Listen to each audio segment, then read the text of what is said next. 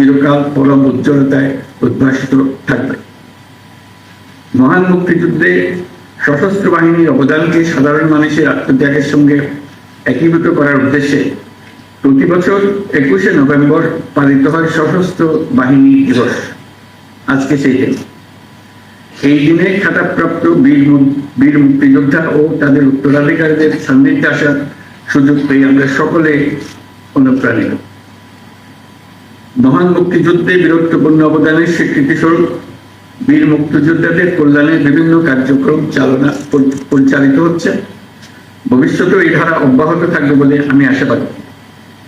সময়ের আবর্তে অধিকাংশ বীর মুক্তিযোদ্ধা আজ বয়সের ভারে ভারাক্রান্ত। দেশের বিভিন্ন স্থানে ছড়িয়ে থাকা বীর মুক্তিযোদ্ধাদের আনুষ্ঠানিকভাবে সম্মান জানানোর জন্য সশস্ত্র বাহিনী বিভাগ, সেনা, নৌ, বিমান বাহিনী প্রতি বছর সশস্ত্র বাহিনী দিবস উদযাপনকালে যে উদ্যোগ নিচ্ছে তা নিঃসন্দেহে প্রশংসনীয়।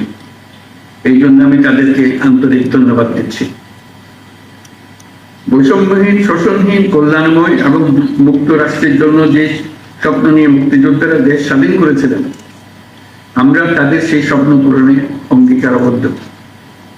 আমরা এখন থেকেই বাংলাদেশকে এমনভাবে গড়তে চাই যেন দেশের জনগণের সকল ক্ষমতার উৎস হয়। বাংলাদেশ যেন বিশ্বের দরবারে একটা মানবিক ও কল্যাণকর রাষ্ট্র হিসেবে সমাদৃত হয়। প্রযুক্তি, অর্থনীতি ও সামাজিক উন্নয়নের ক্ষেত্রে উন্নত বিশ্বের সাথে তাল মিলিয়ে আমাদের এগিয়ে যেতে হবে। সেই লক্ষ্যে আমাদের তরুণ সমাজ যেন সম্পদের সীমাবদ্ধতা থাকা সত্ত্বেও মেধাবৃত্তিদের নিজ নিজ সৃজনশীলতার বিকাশ ঘটিয়ে দেশ গঠনে অবদান রাখতে পারে, আমাদের সেই পরিবেশ নিশ্চিত করতে হবে।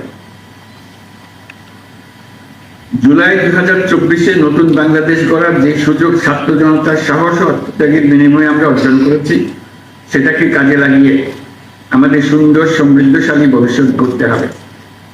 বীর মুক্তিযোদ্ধা, শহীদ, আহত এবং জীবিত ছাত্র জনতার কাছে আমরা প্রতিজ্ঞাবদ্ধ থাকতে চাই যেন তাদের দেওয়া সুযোগ কাজে লাগিয়ে আমরা বাংলাদেশকে পৃথিবীর সামনে গণতান্ত্রিক উত্তরণের একটি দৃষ্টান্ত হিসেবে উপস্থাপন করতে পারি।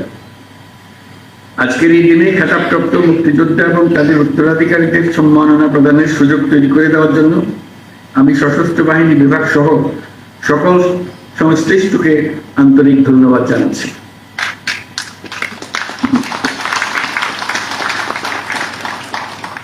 পরিশেষে আমি সকল বীর মুক্তিযোদ্ধা এবং তাদের পরিবারবর্গ সহ সমগ্র দেশবাসীর সুখ, শান্তি ও সার্বিক মঙ্গল কামনা করছি।